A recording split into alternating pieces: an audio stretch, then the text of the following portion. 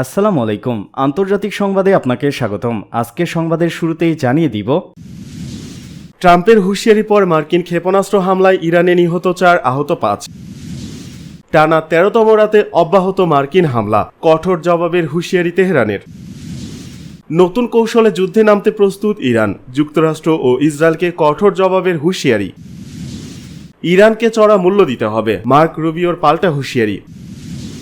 ইয়েমেনে নিজেদের কমান্ডার ও ক্ষেপণাস্ত্র পাঠালো ইরান। আজকের সর্বশেষ এবং গুরুত্বপূর্ণ সংবাদে জানবেন, ইউক্রেন ও রাশিয়ায় হামলায় নিহত 7। ট্রাম্পের হুঁশিয়ারি পর মার্কিন ক্ষেপণাস্ত্র হামলায় ইরানে নিহত 4, আহত 5।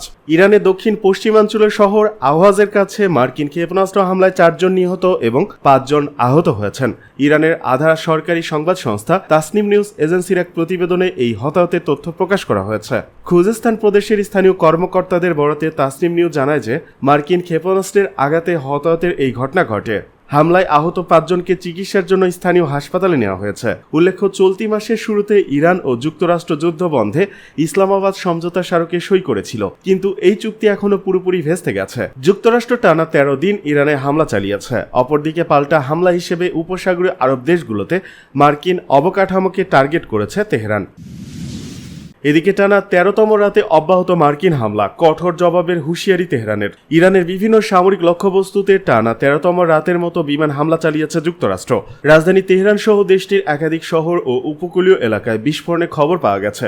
এর জবাবে আরও কঠোর প্রতিশোধের হুঁশিয়ারি দিয়েছে তেহরান। যুক্তরাষ্ট্রের সেন্ট্রাল কমান্ড সেনকম এক বিবৃতিতে জানিয়েছে, সর্বশেষ অভিযানে ইরানের সামরিক কমান্ড সেন্টার, ড্রোন সংরক্ষণাগার, যোগাযোগ ব্যবস্থা, উপকূলীয় নজরদারি কেন্দ্র এবং সামরিক নৌ সক্ষমতার সঙ্গে সংশ্লিষ্ট স্থাপনাগুলোকে লক্ষ্যবস্তু করা হয়েছে। সেনকমের দাবি, হরমুজ প্রণালীতে বাণিজ্যিক জাহাজ চলাচলের নিরাপত্তা নিশ্চিত করতেই এই অভিযান পরিচালিত হচ্ছে। সংস্থাটি আরও জানায়, মধ্যপ্রাচ্যে বর্তমানে 50,000-এর বেশি মার্কিন সেনা মোতায়েন রয়েছে এবং তাদের সহায়তায় হরমুজ প্রণালী দিয়ে বাণিজ্যিক জাহাজ চলাচল অব্যাহত রয়েছে।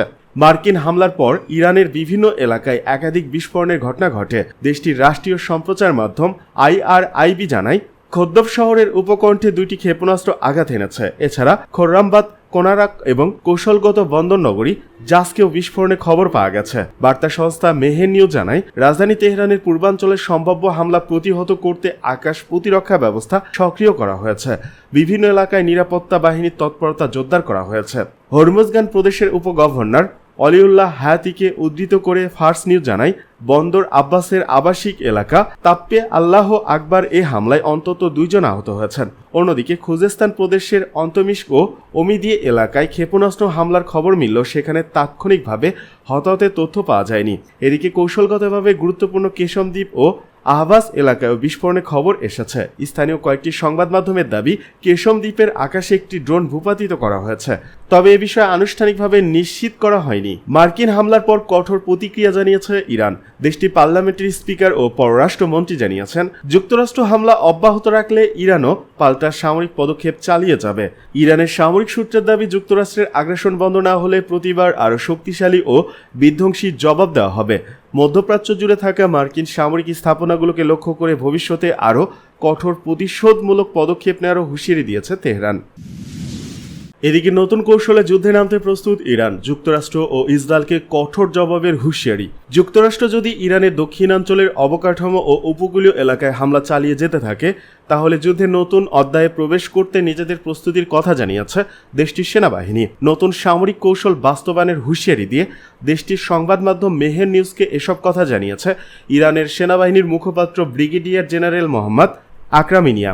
যুক্তরাষ্ট্র যুদ্ধবিরতি সংক্রান্ত সমঝোতা স্মারক MOU লঙ্ঘন করায় সংঘাত এখন নতুন ধাপে প্রবেশ করেছে উল্লেখ করে তিনি বলেন, ইরানের অবকাঠামো ও উপকূলীয় অঞ্চলে মার্কিন হামলা চলতে থাকলে দেশটির সশস্ত্র বাহিনীর পাল্টা অভিযানও অব্যাহত থাকবে। হুঁশিয়ারি দিয়ে আকরামিনিয়া বলেন, যুক্তরাষ্ট্রকে বুঝতে হবে, এই পরিস্থিতি দীর্ঘদিন এভাবে চলতে পারে না। তারা যদি আমাদের দেশের দক্ষিণাঞ্চলে আগ্রাসন চালিয়ে যায়, তাহলে আমরা অবশ্যই নতুন পদক্ষেপ নেব। স্পষ্ট ভাষায় তিনি আরও বলেন, নতুন সামরিক পরিকল্পনা ও কৌশল প্রস্তুত করা হয়েছে এবং শত্রুকে যুদ্ধ চালিয়ে যেতে নিরুৎসাহিত করতে আমরা ভিন্ন উপায়ে মাঠে নামব। যুদ্ধের নতুন ক্ষেত্র উন্মুক্ত করাও ইরানের কৌশলগত বিকল্পগুলোর একটি। এছাড়া আরও কিছু সামরিক পরিকল্পনা রয়েছে যা উপযুক্ত সময় প্রকাশ করা হবে। যুদ্ধবিরতির সময়কে কাজে লাগিয়ে ইরানের ইরানের সশস্ত্র বাহিনী নিজেদের যুদ্ধ প্রস্তুতি আরও জোরদার করেছে বলে দাবি করেন সেনাবাহিনীর মুখপাত্র। তিনি বলেন, বিশেষ করে বিমান বাহিনী ও বিমান প্রতিরক্ষা ইউনিটের মনোবল, সক্ষমতা ও প্রস্তুতি আগের চেয়ে অনেক বেশি শক্তিশালী হয়েছে।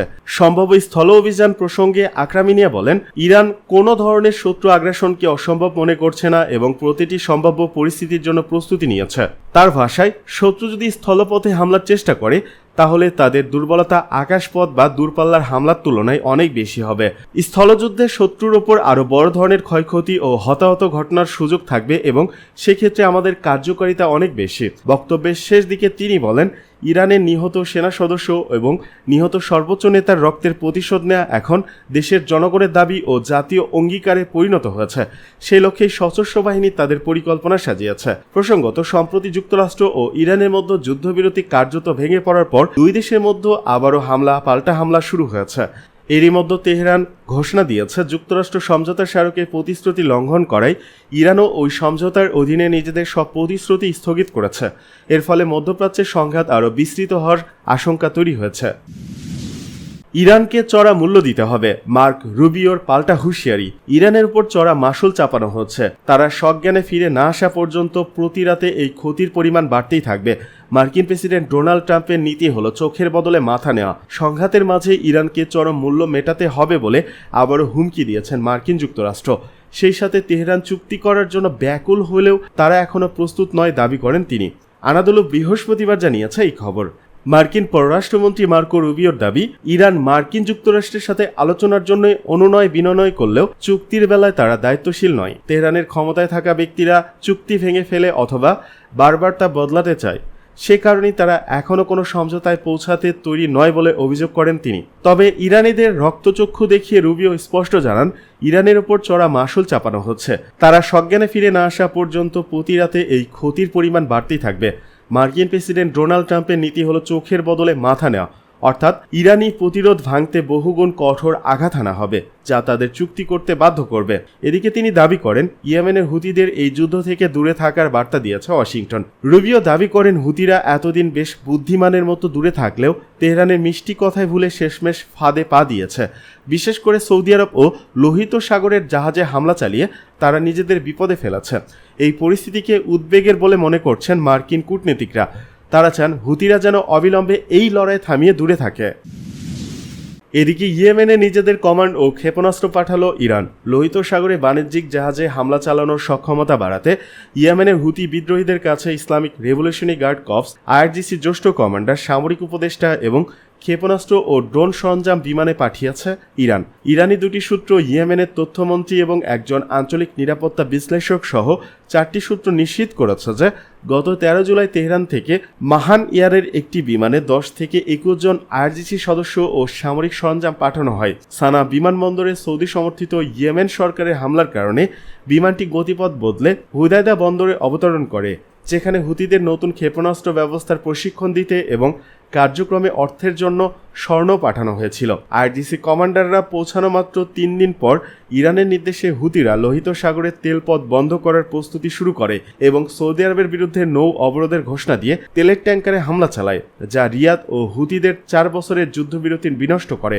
ইয়েমেনের তথ্যমন্ত্রী মোহাম্মদ আল ইরিয়ানি এবং নিরাপত্তা বিশ্লেষক মোজাহেম সালুম জানান যে পাঠানো চালানে স্বল্প ও মাঝারি পাল্লার ক্ষেপণাস্ত্র ও ড্রোনের বিভিন্ন যন্ত্রাংশ ছিল, যা আন্তর্জাতিক নৌ নিরাপত্তা ও বাব এল মানদেব প্রণালীর নতুন হুমকি তৈরি করেছে। তবে হুতি প্রচার কর্মকর্তা আব্দুল রহমান আল আনহামি সামরিক কর্মকর্তা ও অস্ত্র পাঠানোর এই অভিযোগ অস্বীকার করে বিমানটিতে কেবল সাধারণ যাত্রী ছিল বলে দাবি করেন।